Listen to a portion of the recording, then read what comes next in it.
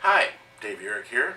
I'm going to be talking about today is something called the A minor blues progression. Okay, it's a 12 bar blues progression, but something we call the minor blues. Now, there's some variations to it and whatnot, but I'm going to put on a rhythm track here, and we're going to talk about the chords and the rhythm. So it starts with a turnaround. I'm going to first give you the chords and stuff, and then we're going to kind of go about it. So let's first off just put it on and hear what it sounds like. And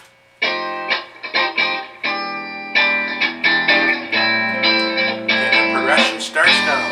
3, 4.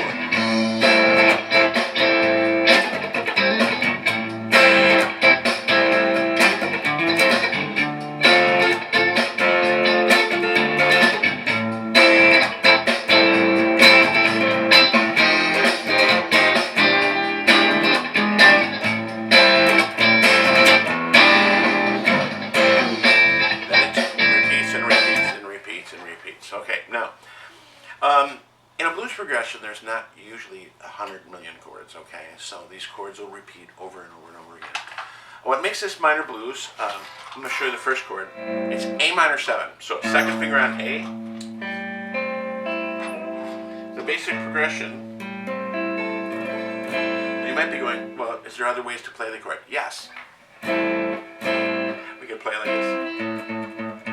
Okay, now, I'm going to talk about those for a second. The second finger on an A, and then a G, a C, and an E. That's called A minor 7. Now technically it's minor 7 anywhere. Here's G minor 7, B minor 7, C minor 7, D minor 7. But it's A minor 7 because the root's on A. So it's a good thing to memorize that form.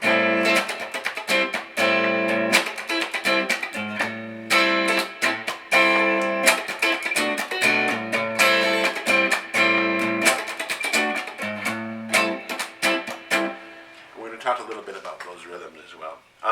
The next form, by the way, and once again, these are not the only forms for these chords, these are just the forms for this tune. This is D minor 7. 1, 3, 1, 2, 1, and a D, A, a C, an F, and an A. It's very much like the D minor bar chord, but with your pinky off. Very common minor 7th form, D minor 7. E minor 7, F minor 7, G minor 7, A flat minor 7, A minor 7, so forth. So this is also A minor 7, right? Here's A minor 7 that we had used the form with the root on the 6th string. Here's A minor 7 with the root on the 5th string. Now, needless to say, after you get back to A minor 7, there's a chord in here called F9. 2, 1, 3, 3.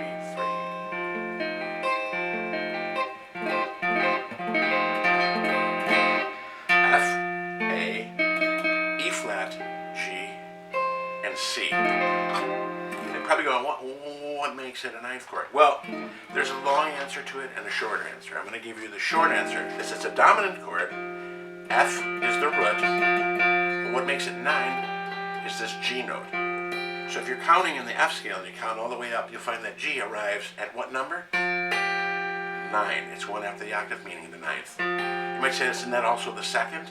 Yes, but there's a 3rd and a 5th and a 7th and stuff in these chords. So when we talk about chords which are compound chords are named and numbered by their highest unaltered extension. And that chord is a 9th, F9. So it's good to know, like, that's G9, F9.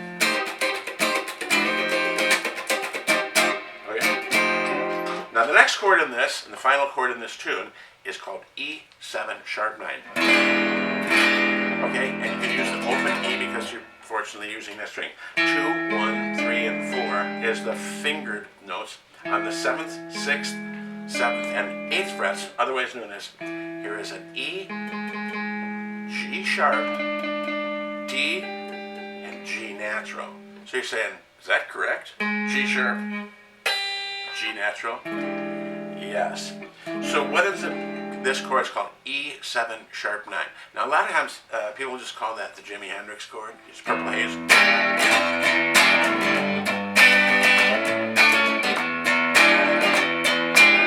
Stevie Ray Vaughan used it all the time.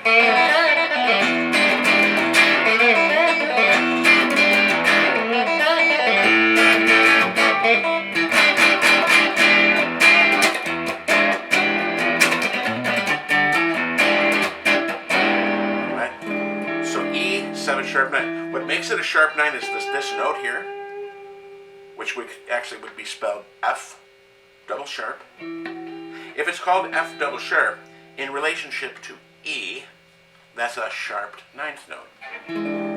But we'll explain chords and their structure in much greater detail in subsequent videos, or in other videos, because we've done some videos. So, in this particular case, E7 sharp 9. That's called the 5 chord. It's based 1, 2, 3, 4, 5. That's based off the 5th degree of the A minor, quote unquote. If A is root, A is 1, the D is the 4 chord, A is the 1 chord. In this case, F9 is like called flatted 6, and he's 5. And that progression repeats 1, 2, 3, 4, 2, 2, 3, 4, 3, 2, 3, 4, 4, 2, 3, 4, 1, 2, 3, 4, 1, 2, 3, 4, 1, 2, 3, 4, 1, 2, 3, bar 10, 2, 3, bar 11, 2, 3, bar 12. And repeats. Good. So that's the 12 bar minor blues. Now, you might hear me going lots of little cool little rhythmic grooves. There's videos that we're going to have that are so much more clear and concise, maybe in depth is a better word for how to get some of these sounds, but I want to kind of give you an overview of this. If you have your right hand just moving, if you notice my left hand here is muting strings.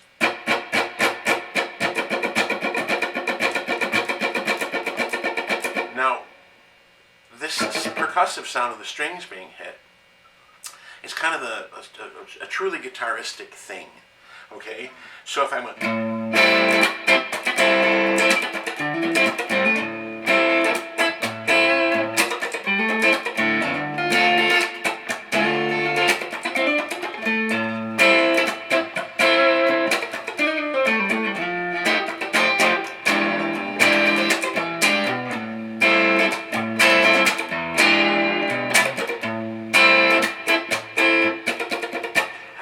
playing a lot more strings than are actually being sounding in my left hand, okay?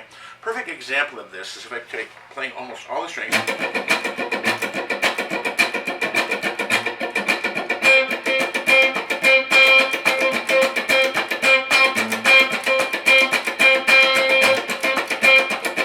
Now all I'm doing is just pressing a note, but I'm also muting all of the other notes around it.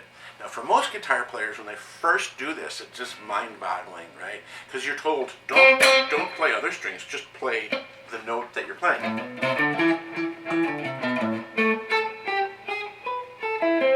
Right, to play just the note.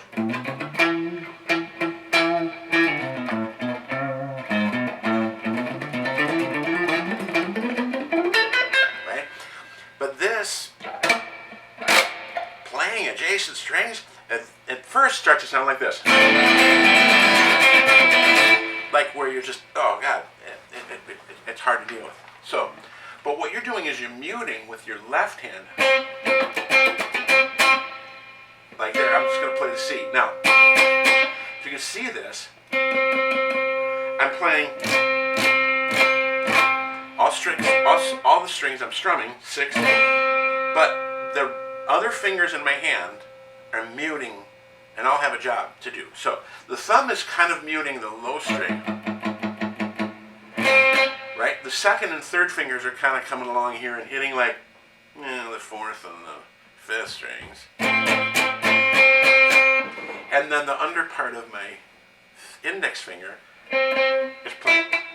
is muting the 2 top strings.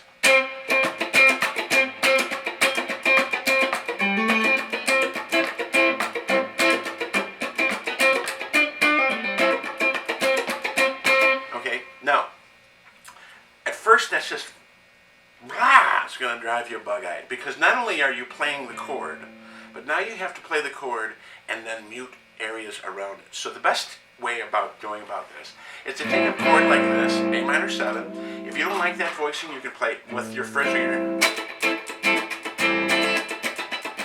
You might want to just start like this.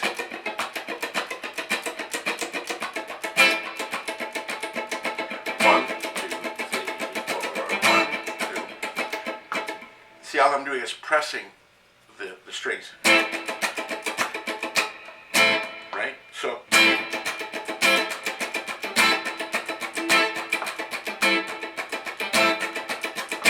you might want to try to add some rhythms.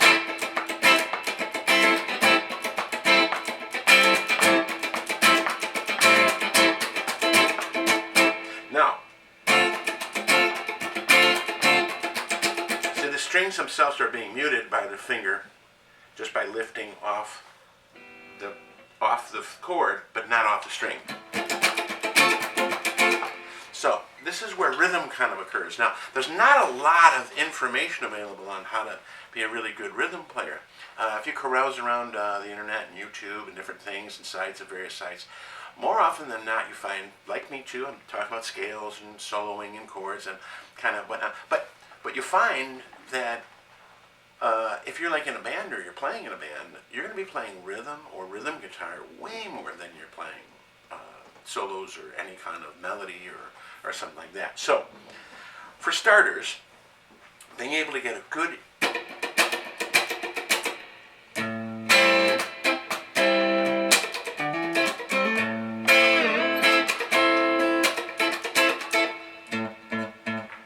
here I'm playing the thumb at A note.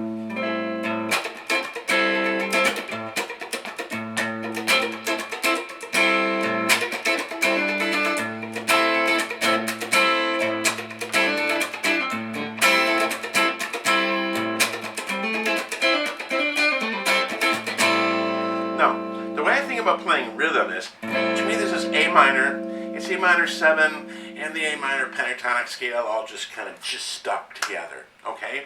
So, you almost never hear in a song, A minor, here we go, that's it, that's the song, right? And it's so straight like that, right? There's a feel or a groove associated with it. So, in each of these particular parts, A minor 7 or A minor 7, D minor 7, D minor 7, A minor 7, F9, E7 sharp 9, A minor 7, E7 sharp 9. Now, for the purpose of this video, we have the chords written out, and you can download this track and jam along. And I own that track, so you feel free to do what you need to do with it. Just if you make any money from it, send me some. Anyway, in the digital world, nobody gets paid anymore, so don't worry about it. If you anyway, so F9, E7 sharp 9, A minor 7. Those are the last 4 bars of the progression. So there's 12 bars, and the last 4 bars, bars 9, 10, 11, and 12. If you repeat those, in this particular case, as an intro, that usually starts to sound what sometimes it's called the turnaround or an area and a turnaround, or the last 4 bars we use as a tag, and that becomes the intro itself. So the progression begins with the 9th bar of the progression. 1, 2, 3, 4. 1, 2, 3, 4. 1, 2, 3, 4. 1, 2, and then the top, and it just does that forever. So here we go. I'm going to play the progression called the A minor blues. 2, 3, 4. 1, 2, 3, 4. 1, 2, 3, 4. 1.